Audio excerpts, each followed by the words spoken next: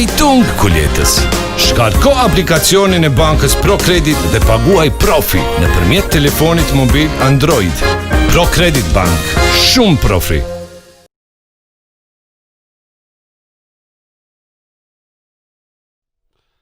Hi, let's continue with our next topic, which will be the first panel discussion for the first day at ProCredit Bank main stage. For this first discussion panel, we're going to be discussing the path to digitalization, what to do, what are the do's and don'ts of this process. And your host your moderator for this discussion panel will be Ms. Donjeta, Sahatçiu, the CEO of Rrota and the president of the board of directors at KosICT, at the Kosovo ICT Association, STIC. And also her panelist will be Mërgim, the CEO of Cahani, the CEO of Gjirafa, Mr. Valon, Canhasi, the CEO of Hallakate, and Mr. Pakashtica, the founder of MikMik. The floor is all yours. Thanks a lot, Dominic. So happy to kick off KosICT with such a hot tech topic, probably the topic of the year, I shall say. I'm happy to share the stage with all of you, all professionals in the field.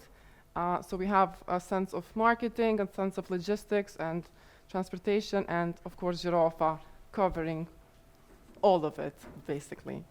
I would like to start maybe with reflecting on your own organizations a bit. So how have you embraced digitalization in your own organizational cultures, especially this year? I mean, not only this year, but starting when we started the business, since we are in the digital marketing field, we started implementing all the digital tools that help us manage the day-to-day tasks and also manage all the platforms that we do. So the communications, the internal communications, the communications with the clients, and digital sales, digital marketing processes were all based on latest technologies that we use and that are popular among businesses like this. So we as a startup, we started, since we have a low number of people working there, so we used automation as much as we could so we can reach customers and also manage the day-to-day tasks. So we are fully in a form digital, but we also have office spaces and we work in office. Was it difficult to kind of have all your team jump in the vision to direct your clients for the year of 2020, helping them to become digital? Were they all aware of what it takes? Some of our clients, they use some of the digital tools, because if you check Kosovo in the business perspective, you can see the first thing that started being digitalized was the financial part. So invoicing was the first sector that started digitalizing, and ERPs, logistics management, and then started the marketing. And what we are seeing now, and hopefully we will talk later about this, is digitalizing the processes of sales and management. So we are currently at the stage where we have digitalized the finances, and we, in the last 3 years, we've been digitalizing the marketing, and now we will go with operations and sales to be digitalized as processes, and logistics too, and other stuff. Okay. MikMik, so you're a business that started actually in 2020. Yeah, so you registered now. How was your year? Was it difficult for all your team to kind of jump in this digitalization context? It was kind of difficult to start in this digitalization, since as a startup we started as a local delivery service with scooters in Pristina, and after we saw a gap to invest our time and everything else to digitalize the delivery services around Kosovo and around the Balkans, we started in the February, I think, of this year, and it was kind of difficult because we were just starting just right before the COVID-19 started, and it was difficult because we had to invest in new generations of couriers. We had to make some seminars to learn them, and digitalization helped us very much to have a control in the delivery, in packages, and everything else. We started our marketing by ourselves.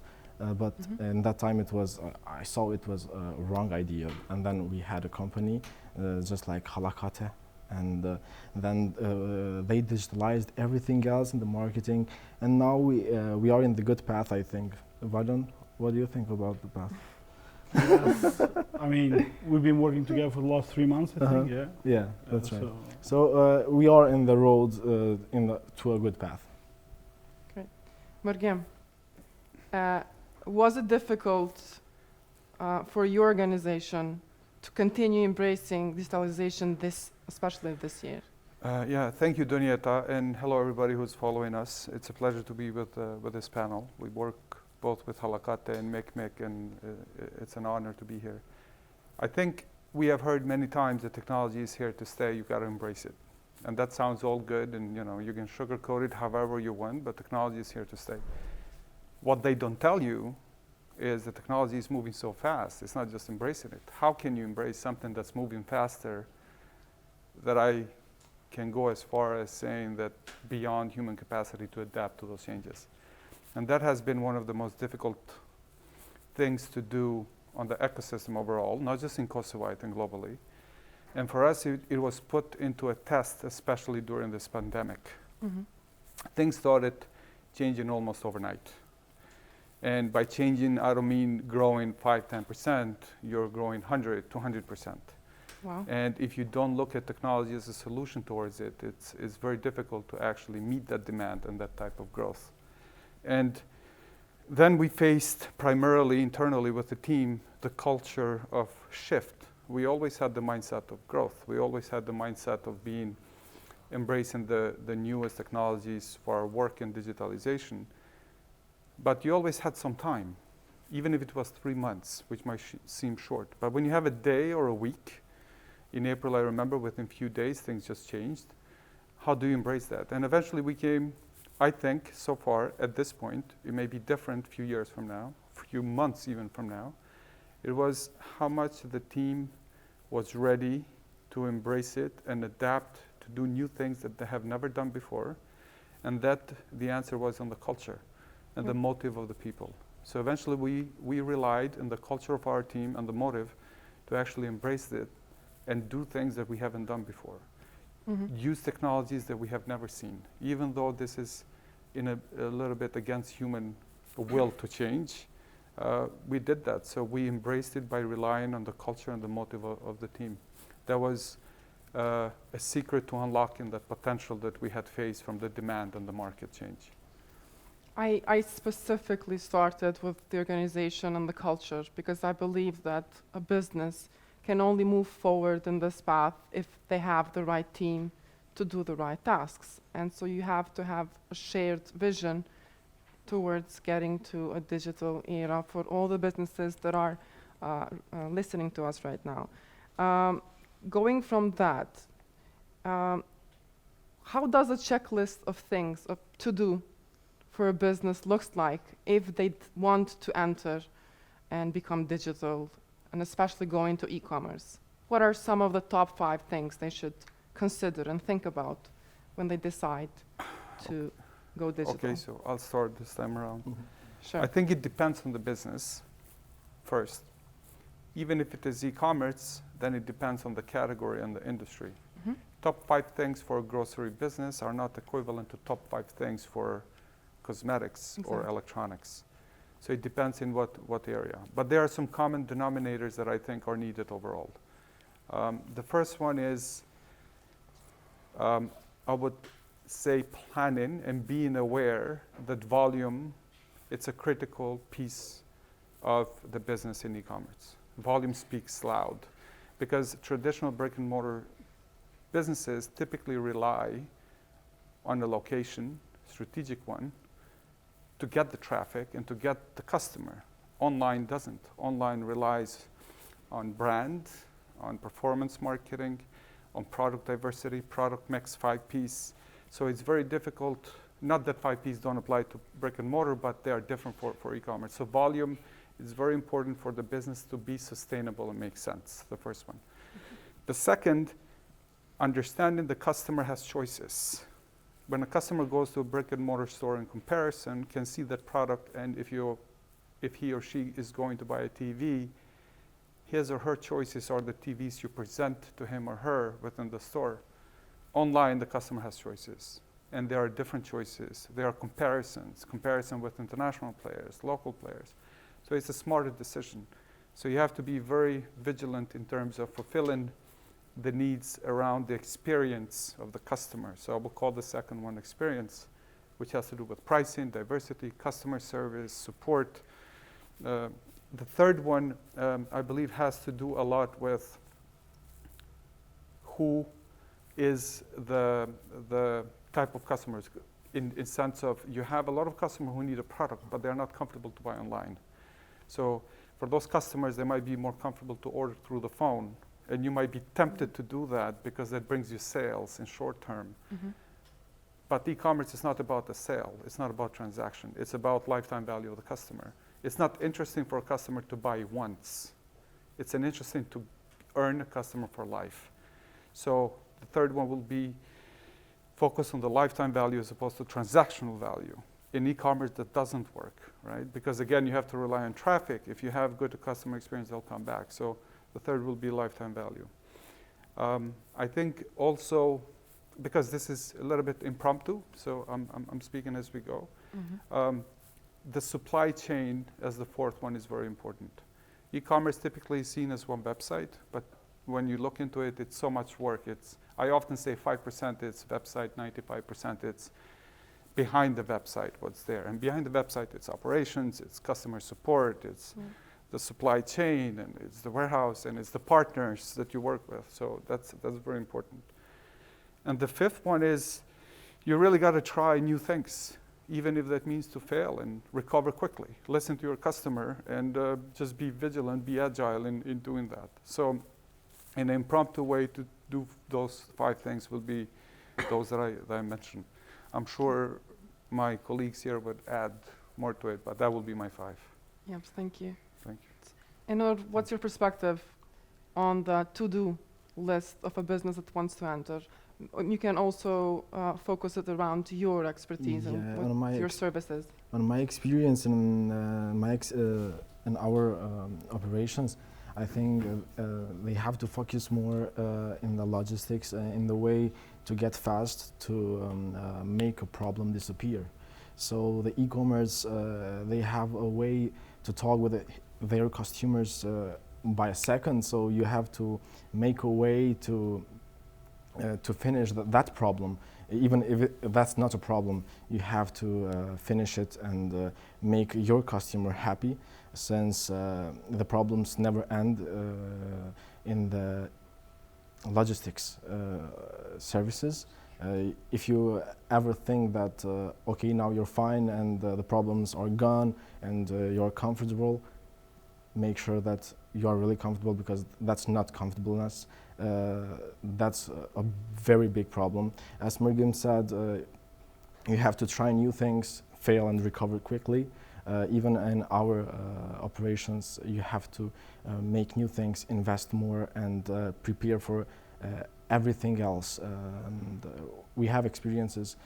Sometimes, even me myself, as a founder of MikMik, sometimes I have to grab the cab and make things possible for the customers of my customer, because if my customer's customer is not happy, so my customer is not happy with me. So I'm the road to my customer to its customer.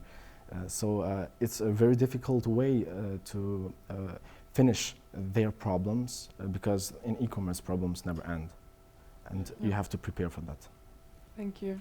Valon, what are your top 5 things from your perspective? Well, as Mërgim said, depends on the business and depends on the category and a lot of stuff, because there are no such 5 things. But based on my experience, what I am seeing is that a lot of business people or business owners, when they start thinking on going digital or transferring digital, they think they can do it with the same resources they have. And the people that work in a shop, they go online and use the same people, the same experience and stuff like that. That doesn't work. You cannot do something like that, because starting a new online presence, for example, or a channel for selling online, you have to think in that mindset. Like Enur said here, customers have very high expectations. 5 years ago, they could wait 45 days for a delivery because that's AliExpress thing. Then Gjirafa came, it did it 14 days, 7 days, now 3 days. And now if they order food and the food is late 5 minutes, they get angry and they express themselves in social media channels because that's the level of expectations that they have because the experience they have with things like Gjirafa and MikMik and other brands that do this. So the first thing is you cannot go. Even Gjirafa that is here couldn't start itself. That's why we started working. I'm here because of existing because Gjirafa. We did the first Black Friday campaign, and we did that by trying new things, trying new stuff, and we built up on that. And that's how we learned that, but it couldn't be done with internal staff only or internal resources. So choose your partners would be the second thing. Choose your digital partner, technical partner who will build your e-commerce website. Choose the bank that you are going to work. Choose the software that will manage the logistics because tracking logistics is a bigger problem. A lot of people had this small stock, the small volumes in their shops, so they didn't need a lot of tracking, but now you need tracking because also when you come to our field and marketing, you have to know how much you're selling, to whom you're selling, what is the conversion rate, what is the lifetime value that Mërgim said, which is very important here. And in the end, it's also the customer part that you should be taking care of. The third thing is a lot of business owners, when we speak, they think that it's free. Marketing is free online, and it's not. Digital marketing is expensive, but it's effective. So this is the main thing that they should keep in mind, that you can track and you can find out what is not working and what is working. The other thing, and also this, I mentioned this other day on Facebook, is that a lot of businesses talk about selling as a process in shops and on shopping malls and stuff like that. But that process is old, 200 years old. Everybody knows how they can go and buy. So a lot of people start buying since they are young. They go to the supermarket, they buy bread or milk, and so they know the experience transaction. Digitally, not a lot of people bought digitally. And for most, that will be the first time that they're buying online. And it's your role and responsibility to educate them how and where to buy. That's why I remember when Gjirafa did ads together with Raiffeisen Bank, a lot of content that was produced was to tell them how to buy online, how to use the credit card and stuff like that. So this is another important thing that the business owners should keep in mind, because their experiences, like in shopping mall, as Mërgim said, that you have a best position, you have traffic, people come, and you have random buyer that buys. But in digital, your opponent or another brand is just one click away. So they will just click another way. With the experience they have with digital ads, like if they are looking for a TV, the ads will reach to them. They don't even need to go to search because the algorithm then will show you more TVs, and you will go to the, always price is the main factor and most of the times, but also customer experience, brand loyalty, and stuff like that. And we also have these topics covered during the KosICT, and maybe they will learn also from the other experts regarding this. But this is a nutshell. Now when we come to technical part, they underestimate the technical part, which means adding the products on your website.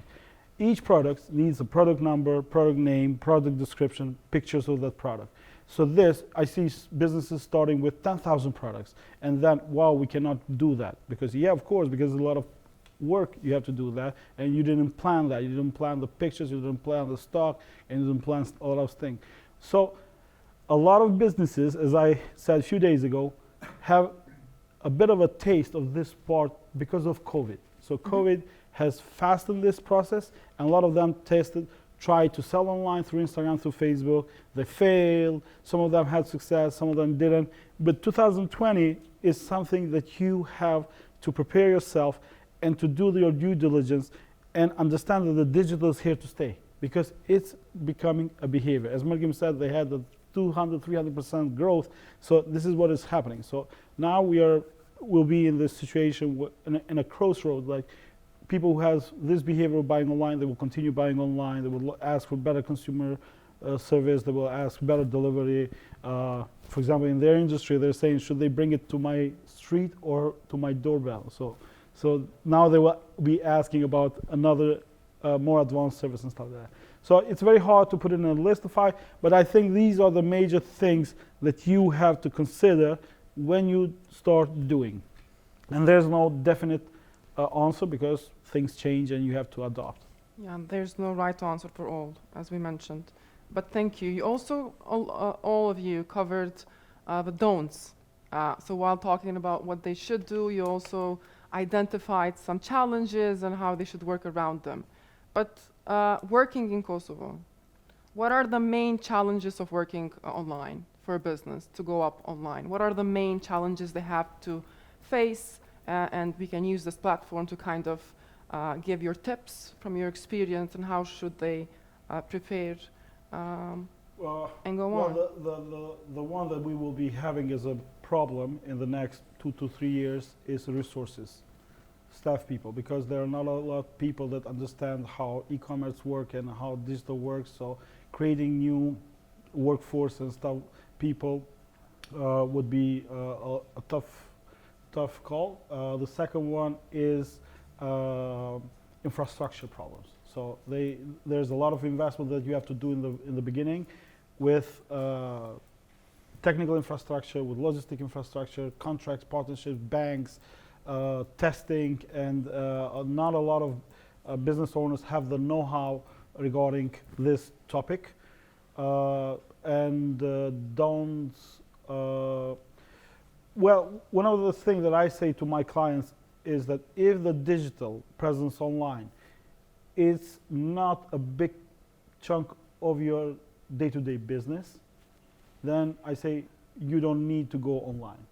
So if Facebook fails down today, if Gjirafa doesn't work today or something like that, internet is down, if your sales are not impacted by that, then you don't need to go invest and do that, because you'll be always comparing two things, and this will be always the best because you already have existing work, stuff like that. But if you think that your business is in the industry that is shifting, that your customers that are your target are changing their behavior on how they purchase and how they decide on buying, then you should keep in mind that you should invest in digital. But if you don't go there, don't lose money, because we had this, like in the past 3 years, we had businesses say, well, we went online, it didn't work, we stuck here. But now you have references like Gjirafa, you have references like MikMik, you have references like other clients that we have that have succeeded in e-commerce and they are growing, and people are starting to buy online and choose the products, and they value delivery time, they value experience and stuff. But if you don't have the resource to do this, don't do. But the difficulties is infrastructure, resources, and the investment that you need in the beginning to do this. Okay. Yeah, I would add some stuff in the Valon's speech for the infrastructure, because we have to invest more in the infrastructure in our country firstly, also adding more addresses, and also we have to invest more in the culture of people that are buying from e-commerce sites. For example, we have plenty of problems with the addresses. They only write in the address Pristina, city Pristina, so the courier has to call the client and ask, please tell me the street name, the number, and the stuff. And then another problem, don't expect people to always be in their places. For example, there are another examples when the courier goes to the address that the buyer added the address in the e-commerce, he is not there, and he asks the customer, the postier, please come at the another station, and that's a loss of time. And the only challenging thing in the courier services and the delivery services is the time, because one courier has lots of stuff with him in his car that he has to deliver them by time. So if only one client changes the address, so you have to think about more time. So you have to speed up and stuff. So another problem in our culture is that the clients sometimes, maybe Mërgim knows this, they buy stuff, and then at the end of the day they just cancel the order. So that's a loss of time, even for Gjirafa in this case, or MikMik, and also it has to have lots of other stuff. For example, if he cancels an order for a television, so he has another television for the other customer. So maybe we have to invest more in the culture of people that orders online. Also in our delivery services, people don't have to expect that always things goes right, because anytime the car can just stop, and you have to make a way to make it work. So you have to change, and you have to always improve and improve and improve. You have to invest all the time. It's a tough one, don'ts. Don't do things that don't work. Yeah. It's a very tough one. I think a top one will be don't go without planning. But that's easily said than done, because in order to plan, you got to understand it. And in order to understand it, you got to read about it, learn about it, experience it. What we did for the first Black Friday, we were trying anything. We did not know. We had no idea. But you got to learn. A lot of business owners, though, typically think they'll bring in an expert from outside who has worked for, I don't know, Amazon or something, any company. They're like, oh, he or she will be able to tell us how to do it. Well, no, because the circumstances and external factors here are very different from those in Germany, UK, or US. So to plan it, you really got to go into it. And this don'ts then goes with those do's. Because I was talking about the first one, volume, which is, the effect of the marketing being the cause, and the volume being the effect of it, or the result of it. And to do marketing, you need people. You cannot do it with the existing people. So you got to plan for it for the volume. Then you need the second do that was experience, user experience, customer experience. You need people for it, in additional. And you need them to be trained and to understand. And one thing that we did, we implemented chat. They will respond to you in 30 seconds or less, Monday through Sunday, 7 days a week, 7 a.m. to 1 a.m. We did not know that. Nobody told us. It's not in business books. It's not somebody that comes and says, do this.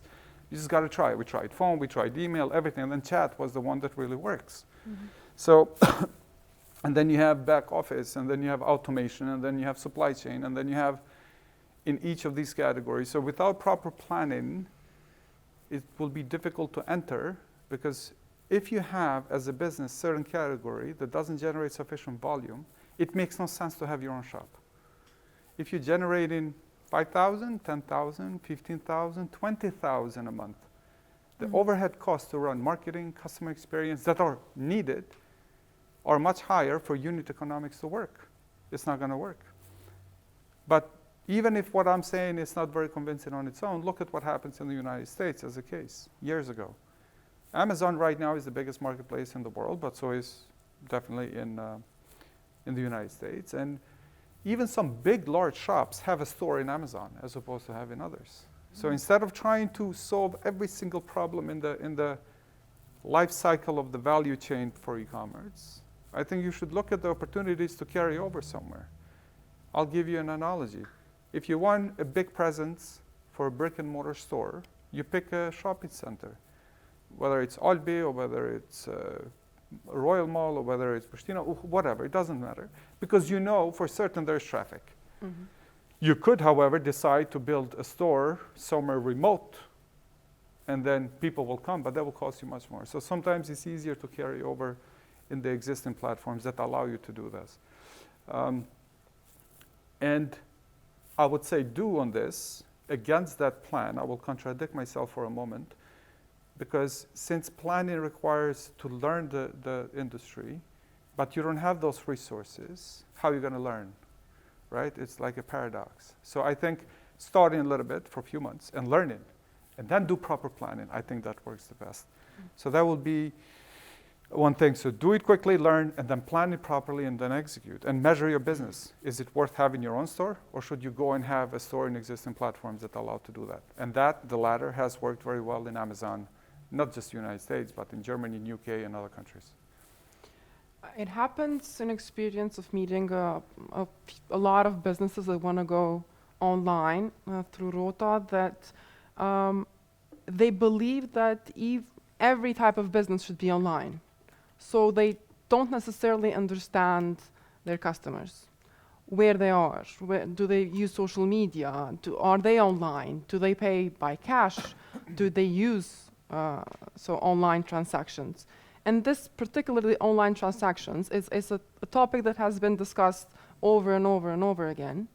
And what are your thoughts on the infrastructure for online payments? What is the culture? So are people ready to, yet again, to buy online, or are they just ordering online and then paying upon delivery? What are your experiences with this concept? I think without a doubt, the market is definitely ready, and it's chicken and egg problem. Nonetheless, you need stores and then you need customers, and both of them have to go, but definitely we are ready. I will go as far as to say to take a market that's slightly developed, more developed than us, but less developed in e-commerce than the United States. And that's Czech Republic, which I know very well as a market in e-commerce. Czech Republic is about 5 times bigger in terms of population than us, and maybe 5.5, 6 times. It's almost 10 million people. They have 20,000 e-shops, they call them, or e-commerce stores. So if we use the same ratio, you can assume in Kosovo you should have 4,000 shops. But then again, GDP is not 5 times Czech Republic, it's much higher, so purchase power, it's higher there. But there is an argument that exists. But in Czech Republic, about 15% of the total retail industry goes through e-commerce, 15. Kosovo has it under 1. Albania has it under 1. North Macedonia has it under, now it's pushing a little bit more than 1. Serbia has it 2-3%. Bulgaria has it 4%. Our way to grow as a total industry retail, we still have to go. But in the next 5 to 10 years, Kosovo will exceed 10% of the total retail industry will go through e-commerce. What this means, if you have $1 billion industry retail and 10% goes on e-commerce, you are looking at addressable market of 100 million. North Macedonia already has an e-commerce industry of 105. Kosovo has it currently at 50, 60 million. So to the question, is the market ready? Absolutely. But what you should sell and how you should sell it is very important. And those shops that exist in Czech Republic that could exist here require certain services to be in place which we don't have fully. MikMik is an up and coming. So it's Hallakate, key services. I would consider them even part of infrastructure services. You need payment, which is up and coming too from the banks. But then you need lower transaction fee in order for the business to make sense. But again, in 5 to 10 years, I think there will be hundreds, if not thousands of shops in Kosovo. And the market industry will go for certain well over 100 million. Maybe we'll exceed to 200 in Kosovo alone.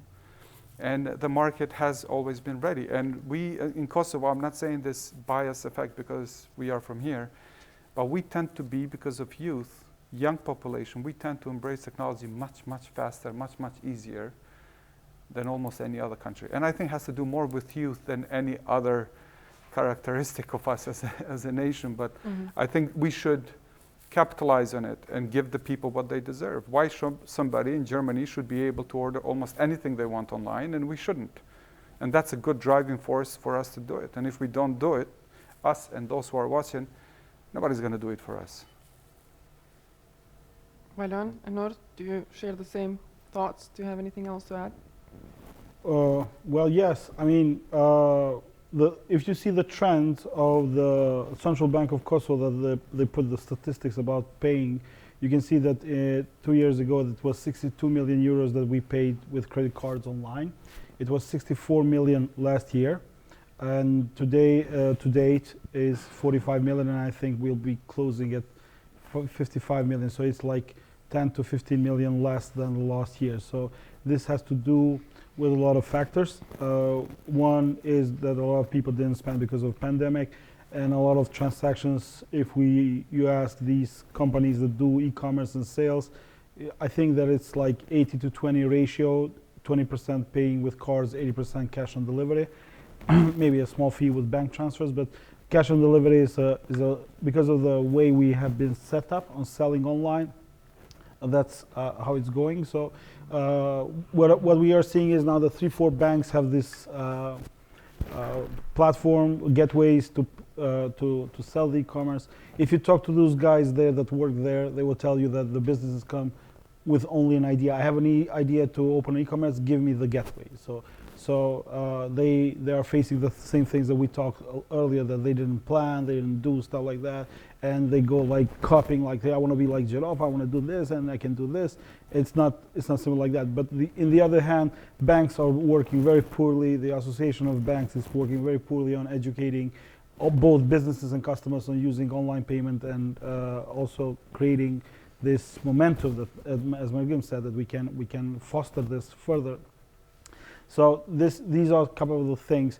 On the other hand, we'll be having issues now, like fraud issues. We are already seeing these cases. So a lot of people are buying online thinking that this is legit, and then they are failing on buying that. So privacy issues, you can see the small businesses managed through chat, Instagram, and each worker works there knows that, for example, if you are underwear business, the workers knows my size and stuff like that, because this is the only way you can buy. So there be privacy issues there, and then policies regarding coming, because we have the law that regulates the electronic transactions and stuff like that, and policies are being built on regarding this. So a lot of stuff is there, but it has to be structured and also pushed further by other partners. We here, we push each other. So we help each other on doing this. We do things like this. We come and talk. We do workshops. I do trainings, and I do everything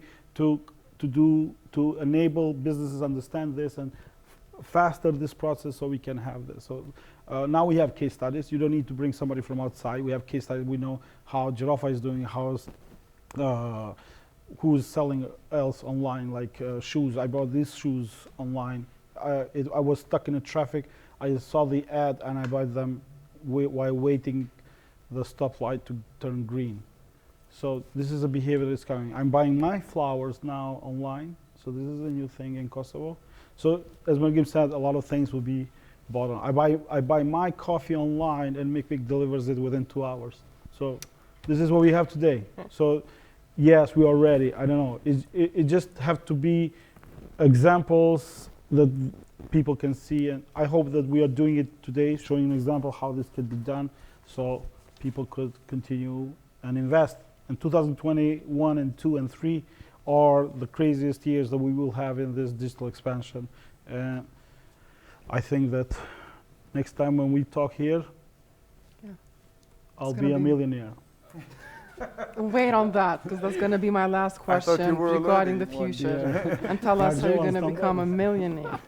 But Enis, do you want to add something to this before we go on with the last question? I would just like to add that in my experience, 80% of the people that are buying stuff online and paying by bank and or by POS are most of them are youths. So this is an interesting thing, and maybe we have to invest more in culture. Also, the old people pay by bank, for example, Valon. Okay, so last but not least, before we go on, so moving forward and reflecting on this challenging year we are just ending right now, what do you think will be the trends of the next 1, 2, 3 years? So Valon just said it's going to be a millionaire, but what about the rest of the year? So what are the trends you forecast for the market? What I predicted about this year, nothing came up. So I mean, look, it's very tough question. You don't know, but one thing, when I was checking some stuff about next year, we're doing some planning. So one of the decisions we did in our company is that we understood that besides all the things that we talked here about the technical and logistics and processes and stuff like that, there's another thing that that helps you sell and engage the audience is the creative part. So you have to be creative with content, because a lot of content is being consumed, so you have to differ from others. So Dynamic has youth, they'll be using Instagram, Snapchat, TikTok. So the content there is not only a post, it's a video, it's a challenge, it's a combination of voice, engagement, stuff like that. So that behavior, so we have these guys that are now 18 to 20 years old, which the whole youth was in a mobile phone. They Yeah, have yeah. grown with a mobile phone. So attracting these youngsters, you have to be creative, content and stuff like that. So we are investing in this. So I think that companies and businesses that would like to start doing digital, they will need the whole 9 yards. They will need the technical parts, consultancy part, marketing, and also the creative content that they need to create. So the future has to be privacy, security, and consistency on keeping these two up to the level when people feel safe to buy online and have this remarkable customer experience. So these three things should be the focus that businesses should have. And the other thing that I'm seeing on day-to-day businesses is a lot of businesses don't understand or don't know how to divide business objective and creative objective. Because business objective is like increasing the lifetime value, increasing the transactions, bringing the number of customers. Creative objective is how do you engage the youngsters? How do you Reach spread out. the message? How do you reach out and stuff like that? So these two things, I think a lot of people will be investing in this on grabbing this momentum, because this is kind of a domain bubble, if I can say. Like, you know, this is now when people like Amazon 20, 30 years ago understood this and started investing and doing. So a lot of businesses here will tap on this behavior that people are creating, as Edward mentioned here, they're paying online. And if you go, for example, if you buy cosmetics and you buy lipstick, you don't change the lipstick. When it goes off, you just go buy, reorder it, and this is the behavior that is becoming. So chat is another thing, chat, customer care. We as a nation, we started with chat. Remember, we used Messenger. The whole communication, people got married through Messenger. So that is continuous. We will be using Viber, Snapchat, Instagram. Facebook is merging Instagram chat. WhatsApp is investing on chat. So a lot of people will be ordering through chat. So you will need to tap on this behavior. And mobile. You have to think mobile. We are mobile nation. We use mobile as primary device to get information. So these are the things that you should be focusing in next year. For the next years. And in my opinion, in the next years, since we are living in a planet that we are having many unexpectations, I think that in the delivery services, we are going to invest more in the eco deliveries. So we have to work more and to invest more in saving the planet, since we saw there are many people that are sending deliveries with packages that are very dangerous for the planet. In this case, Gjirafa works very hard in saving the planet. All the packages are eco, and that's an amazing thing. And also in the courier things, we know that the next years this is only increasing the orders and the courier companies, and so we have to work for a courier academy, maybe for Kosovo. And also the last but not least, we as a group with Hallakate and Gjirafa, we are working for fast deliveries, not this time, but for very fast deliveries. Great. In 5 years, I said earlier, right? Market size, Yes. and over 100 to 200, excluding digital goods, booking.com, tickets, airplane, excluding that. I was talking over 100, just e-commerce, pure. E-commerce. And also on the bank data, like you said, it doesn't capture the whole thing because most of it is pay and deliver. But in a short term, 1 to 2 years, as you said, concretely to our market, I think grocery business will grow. I think there is a room for somebody to grab the market to really become a leader in it. We tried, it's a tough business. It's not the same as selling electronics or selling groceries. You need fridges, and back office is different, and supply chain. But I think some have started good, and that will continue growing. So we, as consumers, I think we will be using online services for groceries more. That's one. Two, specifically us, what we are trying to do in the next 2 years is we're going to allow local businesses to actually sell in the regional countries. As we enter new countries, starting January, we're going to go to North Macedonia.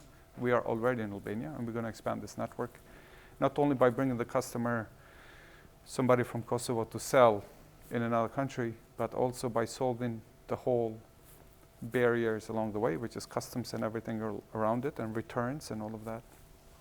Intra-country currency changes because we still have that problem. That's why we don't have big players here, such as Amazon and others, one of the key things. And I think a big milestone for us, again, going a little bit further than 2 years, it will be where we will hit 1,000 stores, shops. Granted, by that time, we will have infrastructure much to a higher degree level. Personally, us as Gjirafa, we are targeting to have 1 million unique SKUs for the very first time within the next few years. And I think that's a big, big milestone because, as Valon said, if you put in 10,000 products, then you realize how the hell are you going to do photos and description and pricing and all of that. So to get to 1 million, it's a big milestone. But that will show maturity of the market to a level that's serious and considerable even for developed economies in West Europe. And I think we will be able to do that in Kosovo and the region. Wow, what a positive future you foresee. What big milestones. I'm so happy to hear all of this. Thanks a lot for this resourceful discussion. I'm sure that the audience can also join later in the links we have and just have a short view of what you've just said because it's going to be used over and over again for the future. So thanks a lot. We will continue shortly after with the next panel discussion, which is the cybersecurity, where we are and where we should be. Stay tuned. Thank you.